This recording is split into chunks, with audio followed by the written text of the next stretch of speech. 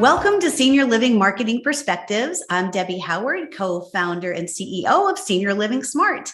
And today I have been so excited to talk to Park Howell. He is a storytelling strategist who helps marketers and content specialists grow their business using story. His podcast is The Business of Story, so definitely listen to that. He is the author of Brand Bewitchery, so go buy that book. And his course is the ABT of Story. So welcome, Park. Deborah, thank you so much for having me on the show. Thank you. So today we're exploring how to sell more by saying less. And really, how do we incorporate storytelling in a way that's compelling for our audience? And Park, I feel like so much of lead generation and driving traffic and marketing has really switched over more to the science side of marketing rather than the artful side of marketing. So people are very concerned with the page loading speed and Google ranking and Google My Business and all of the very technical things, which are all important because we have to drive traffic to find our businesses. And of course, our businesses are all senior housing and seniors care, and people have a need and they have to be able to find us. But when they get there, we have to have some message that's compelling, that shows that we understand, that we relate, that we're empathetic, and ultimately that we have a solution that's going to improve their lives. So that's why I was so excited to talk to you about storytelling. Well, think about what you just said there. And I'm just looking down to fire up my phone because we're all running around with one of these, right? And we have this digital world. Now, what fascinates me about this is our frontal cortex. We are brilliant storytelling monkeys, essentially. So we are able to create this technology that compounds at the rate of Moore's law. We just get better and better, faster, faster, and faster. And what does that mean? That we send out more information, this cacophony of communication that goes out, that we all are competing with and trying to figure out and make sense of. But here's the interesting thing to me, Deborah. So while we've got this frontal cortex that can do this, we are still running around with this basic primal limbic system that has not changed appreciably since our ancestors navigated and survived the savannah. It's the exact same system that we're all using to navigate and survive the internet in this onslaught of communication. And in all of my work, what I have found out is the very thing that ensured the survival on the savannah and our evolution is storytelling, is the exact same thing that we need to be using today to hack through the jungle of this online digital world. To me, I don't necessarily pay a lot of attention to the numbers, nor do I ever begin with numbers, because what's the first syllable of numbers? Numb. Makes you numb. Our brains aren't made to make a lot of decisions off of numbers unless they're put into the context of a story. So to your point, when we are telling the stories of our products and our services that we have to offer, instead of leading with logic and reason and data and numbers, lead with a story. Because why? Don't we buy with our hearts, emotional context of a story, and then we justify that purchase with our logical brain? That's when the numbers come into play. Yeah, that's really interesting to go back historically, because storytelling was probably the first way of sharing history and building community. Yeah. I don't know if you've had a chance or any of your viewers have read Yuval Harari's Sapiens book. He does a really great job of outlining the evolution of humanity and the reason why Homo sapiens are the most aggressive, invasive species ever is because we are the only organism that we know of that thinks, acts, pulls people together using story. We use fiction to talk about a brighter tomorrow. And then if we pay off the promises we make in the story and deliver on that brighter tomorrow, it becomes fact.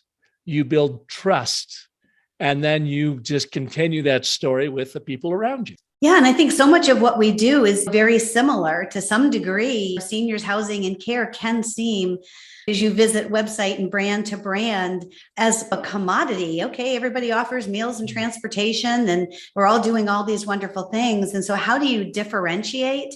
Because if you don't differentiate, then you're leaving consumers in a place of only evaluating price and location. Yeah. And you can never win on a price and location conversation.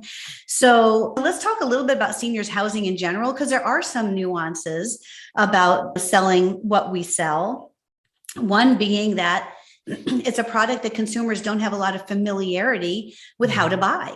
Maybe they're going to make a purchase once or twice in their life, depending if they have one or two parents who may have a need for additional care. So we have an audience that maybe doesn't want to always buy what we have, and certainly doesn't have a roadmap of, I've bought this multiple times in my life, so I have an understanding of products and services and how I should make an informed decision. Mm-hmm. So do you think that impacts the way you have to build your story, understanding that your audience may be in this place? Yeah. Well, think about it. Market dynamics are always based on scarcity, right? The more scarce a product or service is, the more you can charge for it. But don't we really live in a land of abundance, that we and our customers have an abundant choice available to them on pretty much anything they want to buy? So scarcity no longer plays into it. The abundance problem is you become commoditized, as you pointed out.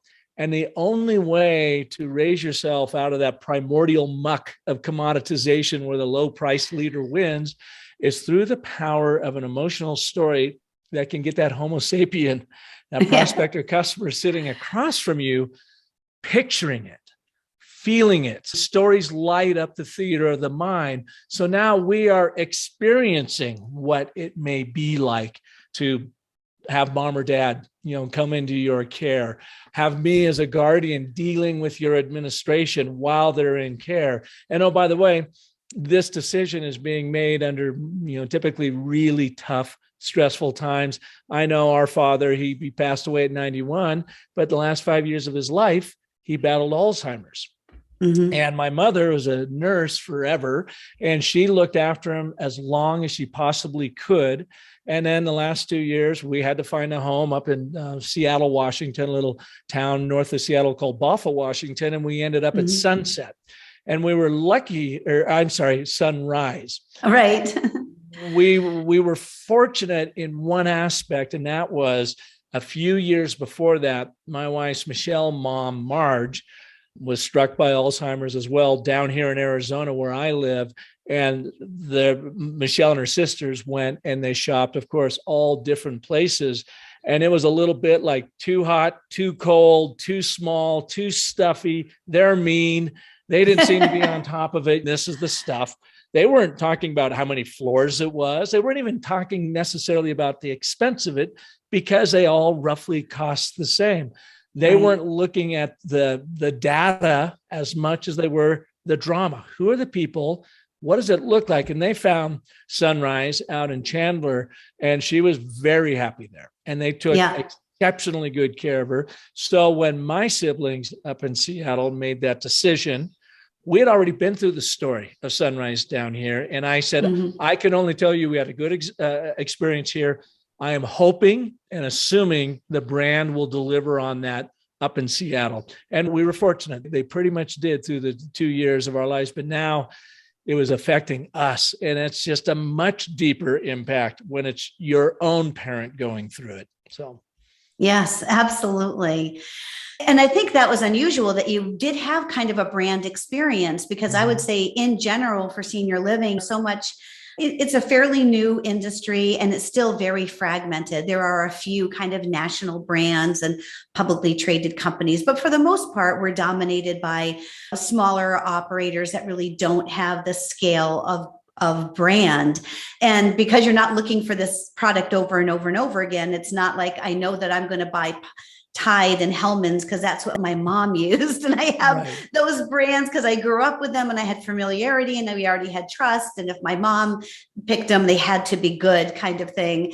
So if you don't have the advantage, I guess, of brand and you're one of those smaller operators, you're trying to level the playing field, I would think that the story would be even more compelling for the smaller operator, right? Because you have to differentiate beyond the fact that we run hundreds of communities or we've been doing this for 50 years. Yeah, absolutely is. And I'm a big believer in leadership guru Simon Sinek and his whole idea. It all starts with the what and the how, just expresses why you do what you do. And for any of your clients out there, viewers out there, if you've got that smaller product or service you're offering and you don't have the big money to go out and push a lot of advertising and marketing, the one thing that will level the playing field is to really dial in that brand story using your why at the heart of it. Now, people say, oh, that's all well and good, Park, but how do I do it? Do I just start talking about our story? And I go, no. And Deborah, we have this simple little framework called the and,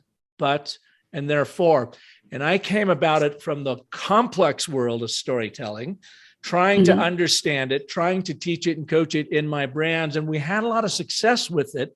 We're talking the hero's journey and the Pixar way and these multi-step, but it took me at the helm to make that work. And what I was always looking for is what can I share with business people that they could use as an entree into story without being story theorists?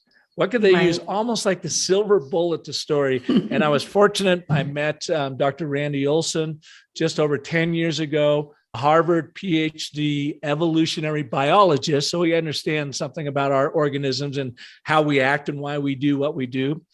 Randy also gave up tenure, went on to the USC Film School, graduated, produced 3 documentaries on climate change and global warming, but more importantly, has written about 7 books, I think it is now, teaching scientists how to make their complex thinking and their complex projects simple and easily digestible to the rest of us, to grantors, to funders, to the government, using these story frameworks. And he landed on the and, but, and therefore in his second book called Connection. When I saw it from a brand standing point back in 2013, I was like, that's it.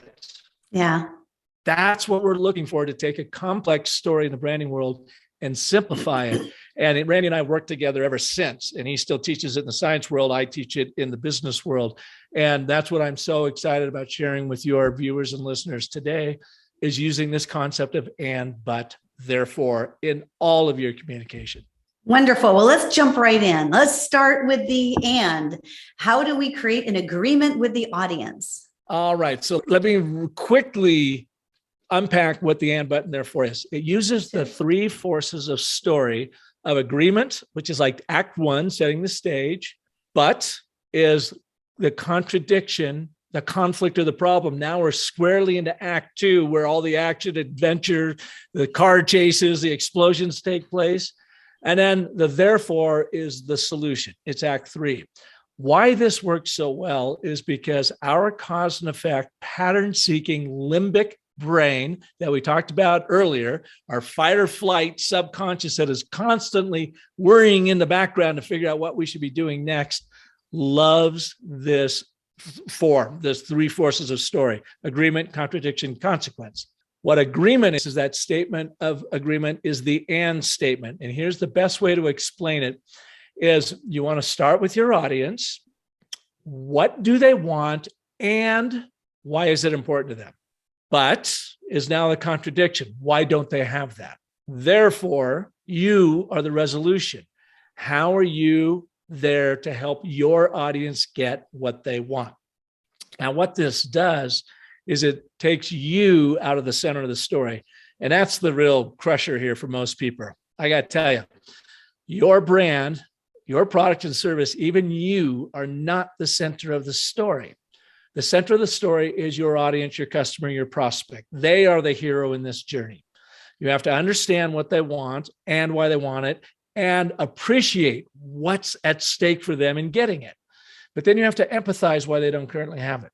Why is there not someone else out there delivering it for them that you can deliver in your own unique way? Therefore, that's your opportunity to talk about what you have, what and how you are there for them. You play the more important role of mentor or guide in this story structure, really in all storytelling when it comes to your product or service.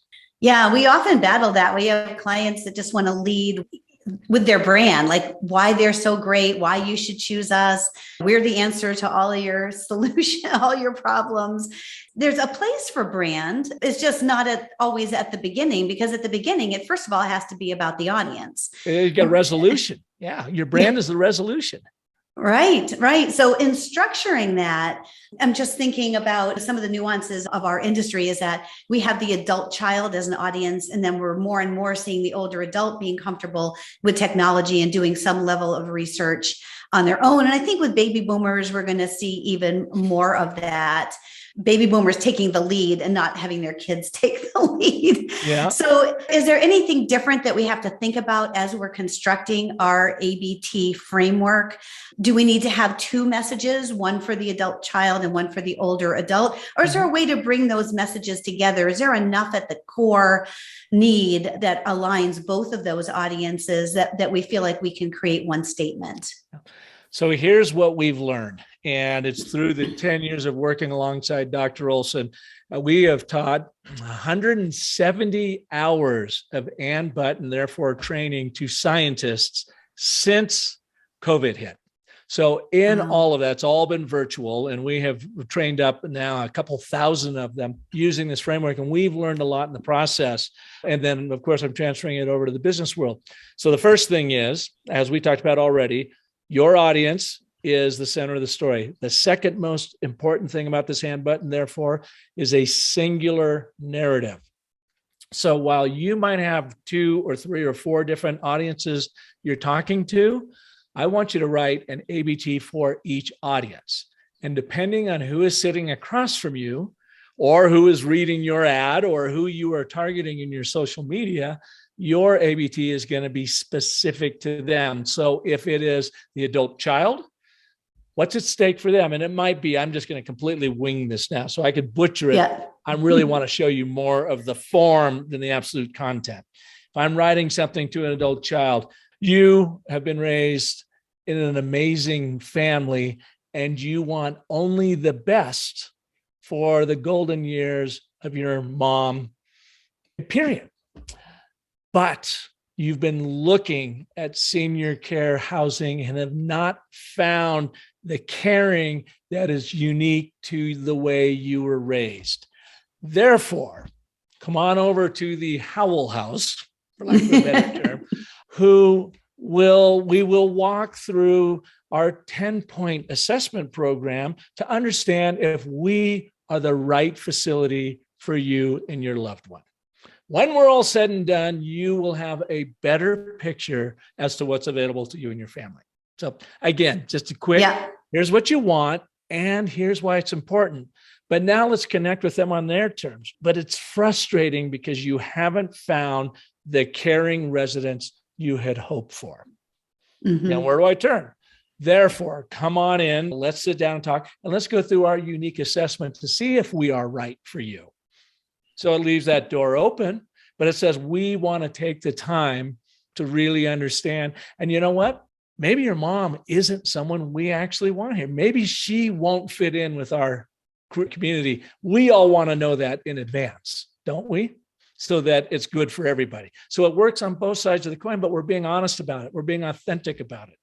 I share an example in my own world outside of your industry. I got a call yesterday about doing some work for a law firm and in their annual meeting coming up in April, and could I do a storytelling training program for them? And so we had just a lovely conversation, and it went as they normally do when they're prospecting and so forth. We didn't get the price yet, but then I had to ask him a question, Deborah, and I said, and it's my but in the story. So the and statement of agreement is getting acquainted, and here's what we're looking for, and here's what wins look like, and here's what I can do. And then there was a decided but conflict in the conversation. I said, listen, I was in Indianapolis. a week before Thanksgiving, and I was working for a very large law firm out there in their real estate division, and it didn't go well. They wouldn't participate. It was awkward for them. It was awkward for me. And I'm not sure anybody got anything out of that particular presentation.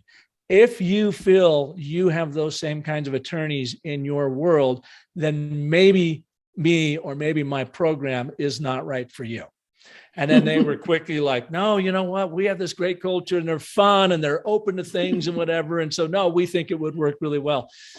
But thinking through that setup, problem resolution, and then being just very direct with them, that I don't want to waste your time and I don't want to find myself in that awkward position again.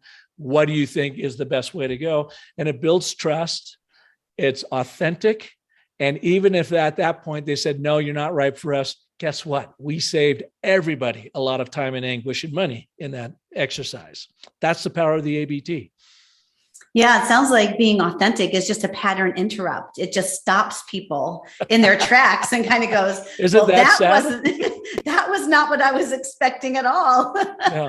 Yeah, absolutely.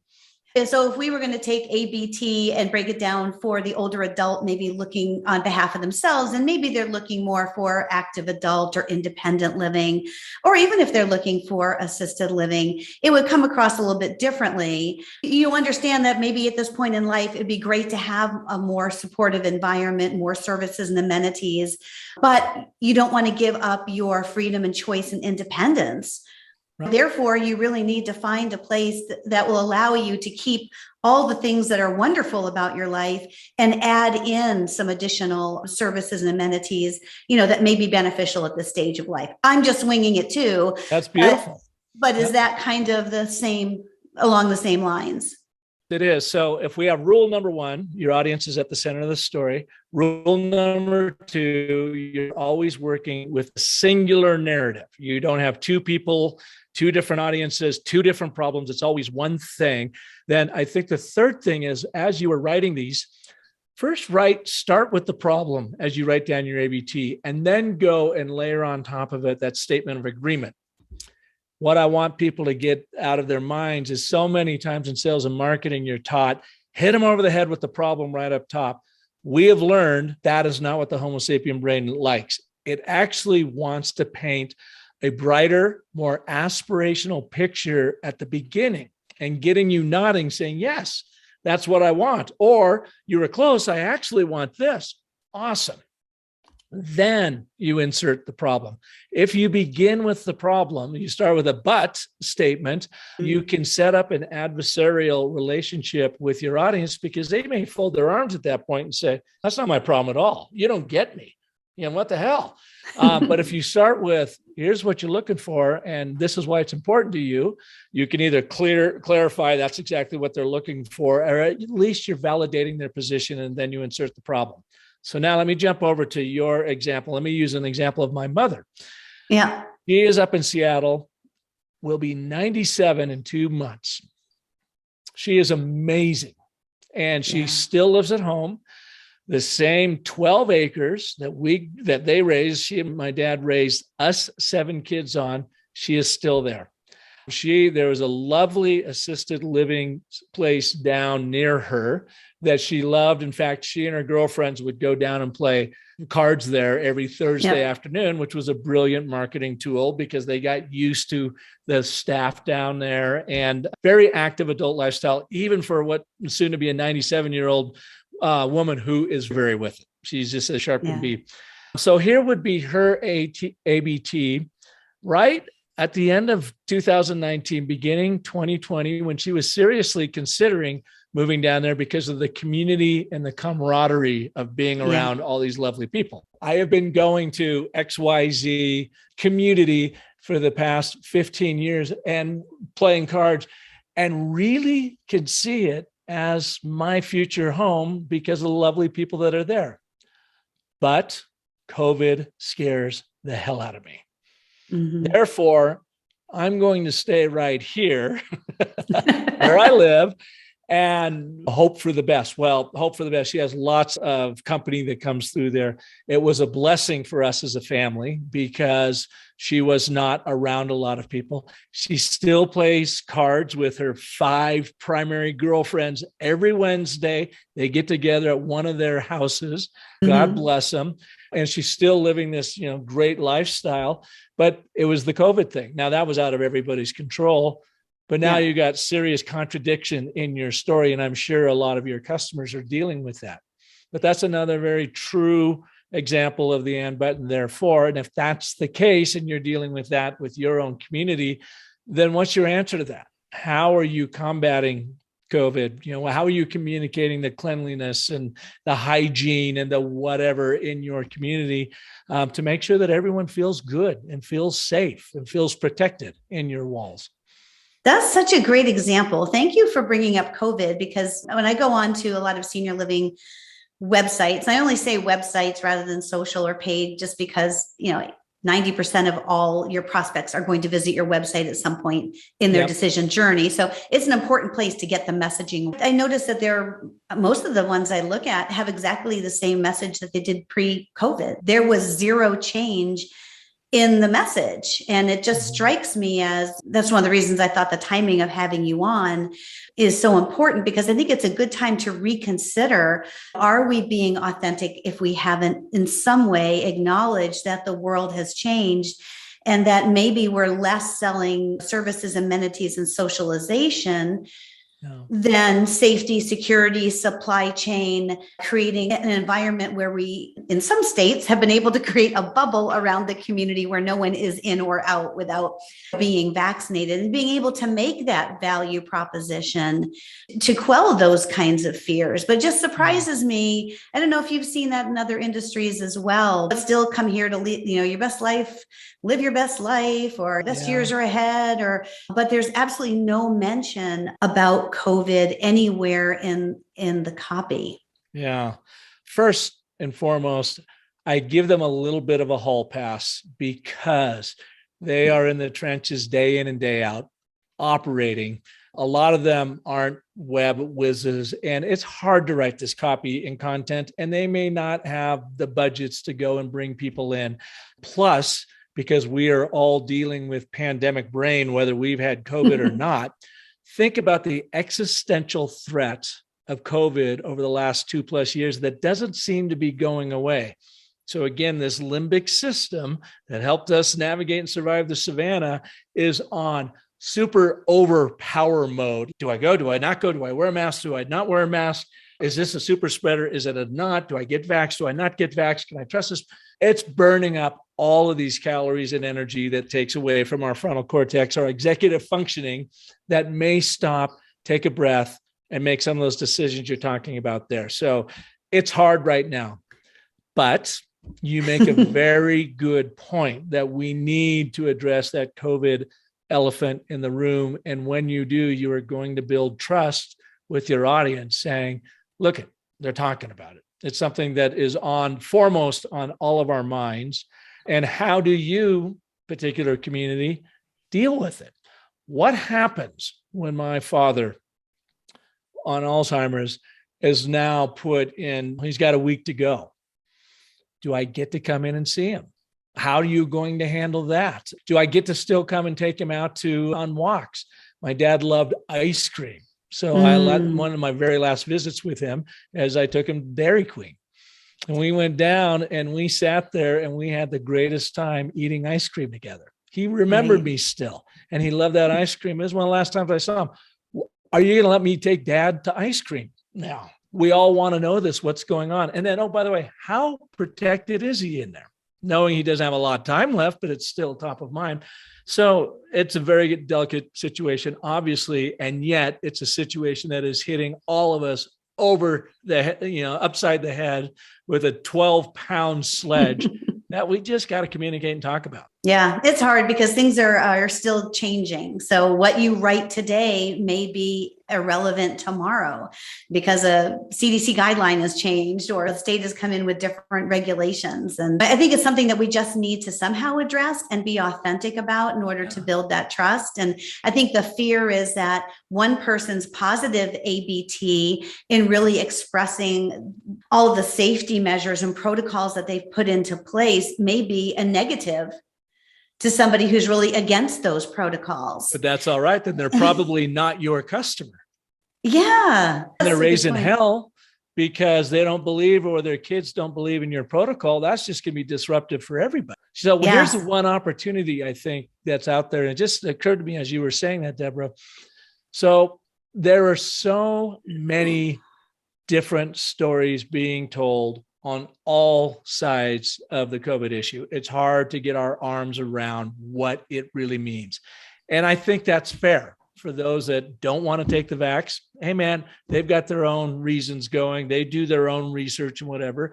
And come on, the CDC and the federal government have not done a particularly splendid job of explaining what's really going on and why we need these. Very much in the middle of the road on this sort of thing.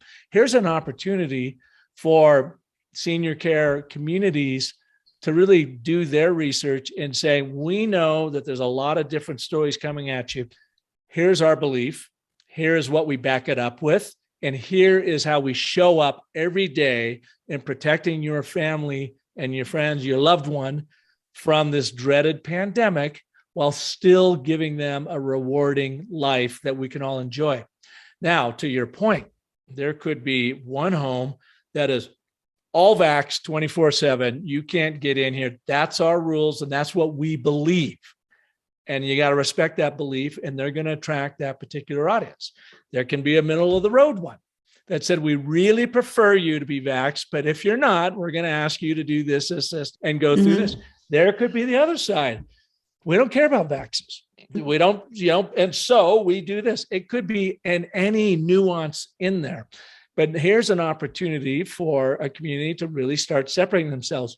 What do they believe? How do they back it up with their own research? And are they doing it authentically from their heart to make sure that they are delivering on the one thing they truly believe in?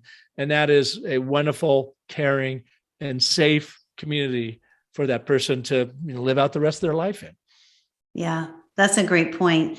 Thanks for spending a little time on that, because I think a lot of people are really struggling with it. And so sometimes when we struggle with it, we just don't do anything.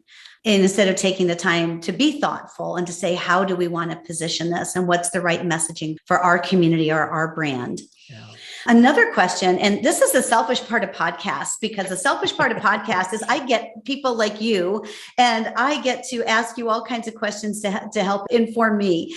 If I'm writing an ABT, so is there a difference, or should we approach it differently if we're representing maybe a senior living service that's more crisis driven or needs driven, like maybe assisted living or Alzheimer's care, versus if I'm on the other side of the senior living spectrum, where maybe I'm marketing an active adult or independent living, which is more choice driven. So it's almost that move towards pleasure, move away from pain. Should that inform how I approach the project of writing ABTs? It does. And let's take it just one step deeper. I always ask the question, who is your audience? So in this case, shall we just talk about Alzheimer's for a minute? Give me an example of an audience. We're probably not talking to the person experiencing Alzheimer's because they can't make that decision for them. So it's probably an adult child, right? Yes. Or spouse, which is the hardest. Yeah, which is really hard. So let me ask you, we're just going to identify the adult child. What do they want?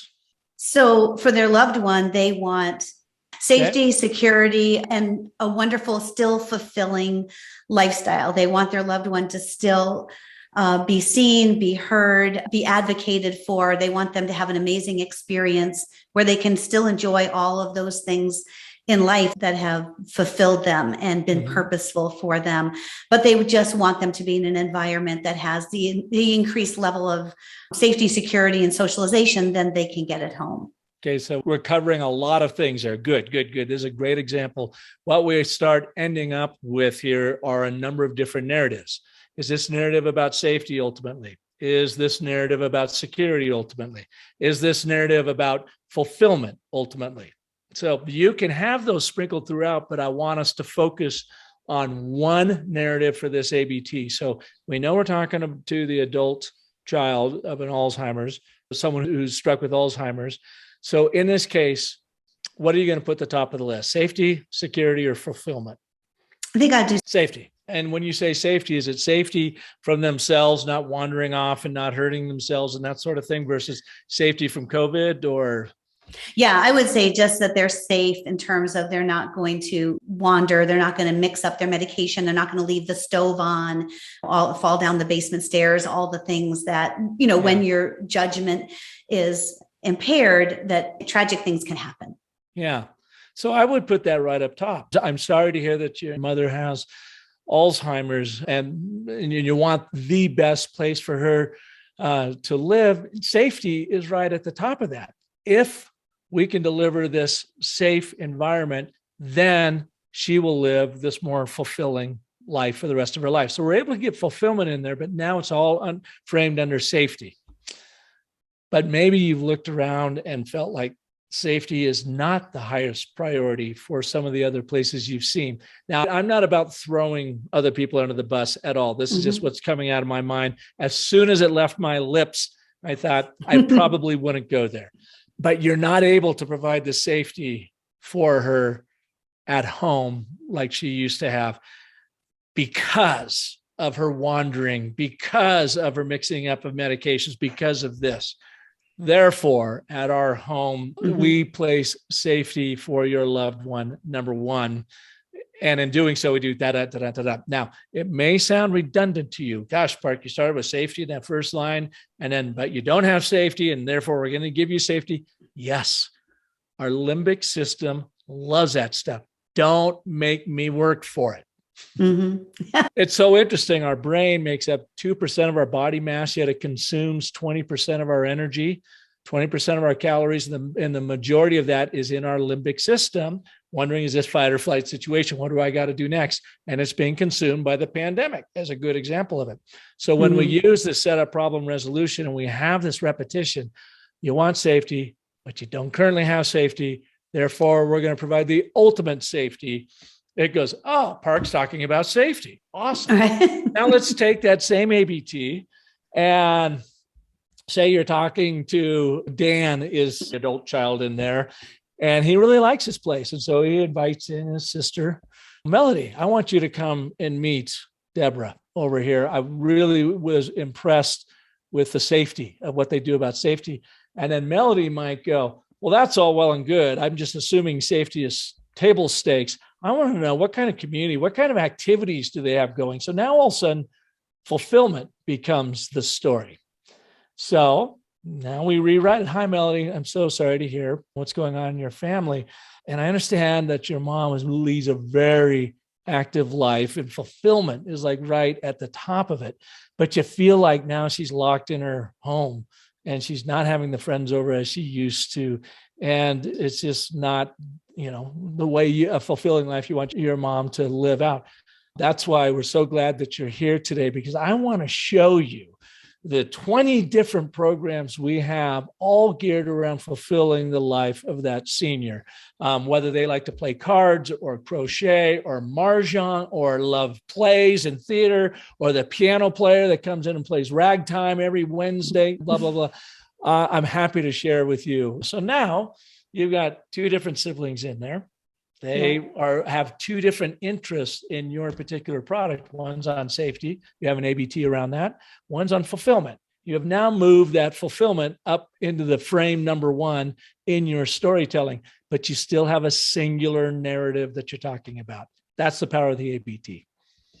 Yeah, and it comes across so differently than the way that most sales interactions happen, which is, let me tell you about our safety system. Let me talk about our Wander Guard, and let me show you our medication management program. And then it becomes very features driven about how we're going to keep you safe, which resonates very differently than the way that you just articulated it. I would flip that to your Wander Guard. What a great name. Okay, great brand name. If I was to use the Wonder Guard, and I would, recommend it, say, in an ABT, in the safety thing, you've got a loved one who loves living at home, but you're concerned about their safety because you have found them wandering off. I know that feeling because we had that with our dad. Therefore, we give them the freedom to explore without ever finding themselves wandering off with our program called Wonder Guard. Wonder Guard. What I've done is switch the what and the how. What most people think the what is the program. No, the what is the freedom with safety. The how is through our Wonder Guard program. So we switched that feature and we put it downstream to the benefit is they get the freedom of feeling like themselves walking around without ever wandering off with our wonderful Wonder Guard program. It underscores another point with the ABT and in all of your brand storytelling is your stories, while they're not about you, again, we've put that in your audience as number one, your stories are also not about what you make, but what you make happen in people's lives. So this Wonder Guard is a program you've made to make sure people don't, that's all well and good, but they don't care about that first and foremost. What they care about is the safety while still feeling like you have the freedom to being yourself and walking around without wandering off through what we make our Wonder Guard program. But you're always selling and talking about what you make happen in people's lives, not what you make. Oh, I like that. What you make happen. It's not about what you make, it's what you make happen. That's the way to remember that. That is good. And so it sounds like with the therefore statement, you're incorporating both the what and the how within the context of that last step. And you'll even do it in the problem statement, but that what is always about the personal impact. It's about the emotion. It's about what's in it for your audience is always the what. It makes you, again, think of your audience.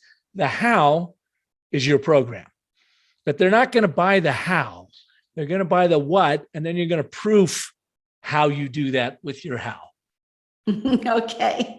So let's talk about getting started. I've never heard of ABT. I think this is awesome. I heard this podcast. Now I want to get started creating my ABT framework. Mm-hmm. How do you recommend that people get started? It seems like it would take a lot of repetition and practice to really get good at this, to have this kind of naturally flow. So what's the best way for folks to get started? All right. So first, you can get started right now. Have a piece of paper and pen out, or type on your computer, or go to your digital device. Here's the order in which you're going to write your first ABT. I want you to articulate, clarify your singular audience. Who is it? Number two is what do they want? And then write in all caps, and why is it important to them? That's your statement of agreement. 3 steps. Who's your audience? What do they want? And why it's important to them. Write in first person if you can, as if they're sitting across from you. Step number 4, but why don't you have it? But why? What's the problem? Therefore, how are you uniquely equipped to help them get it? Singular narrative, singular problem. That's the way to start. Who? What do they, what do they want? And why is it important? But why don't they have it? Therefore, how are you there to get it? If you want to do a quick little online course from me, 18 minutes long, 3 little short videos that show you how to do this, go to businessofstory.thinkific. I don't know if you've heard of that program. Thinkific.com. Thinkific is a wonderful online training program. Or you can go to businessstory.com and click through there. It's all of $35, and you can go in, you can write an ABT and send it to me, and I'll give you a quick little coaching online for that. Or we've got the book that you mentioned, The Narrative Gym for Business. It's a very short 75-page guide. You can get it on Amazon. And it's all of $6 for $6.99 for the Kindle, and I think it's $8.99 for the print version. It's our idea is we're not going to get rich on this. We want to get it in as many hands as we possibly can to help you become a more compelling communicator. That's where I'd have them start. But you know what? You don't even have to go to those other courses yet. You can do this right now with that first exercise I gave you. That's wonderful. Well, I hope a lot of folks will go and take advantage of that. So if you're a book person and you want to write in something and have that tactile experience, grab the book. And if you want to get the course, you can get it right off the website. Yep. So I so appreciate your time today. This has been such an interesting conversation. And I know you have a passion to really help people that are purpose driven in what they do in life. And I would say that our audience being seniors housing, and they're just caring, wonderful people that are all trying to make a difference every day. And your insights are helpful to us in creating our own story. So thank you, Park. I appreciate that you shared your senior living marketing perspectives with us. And in the show notes, we will have all the links to all the resources that we talked about today. And I hope folks will reach out to Park if he can help them really develop their brand story. So Park, thanks so much for all of your insights today. Deborah, thank you so much for being here. And thank you for having me here. Thanks, Park.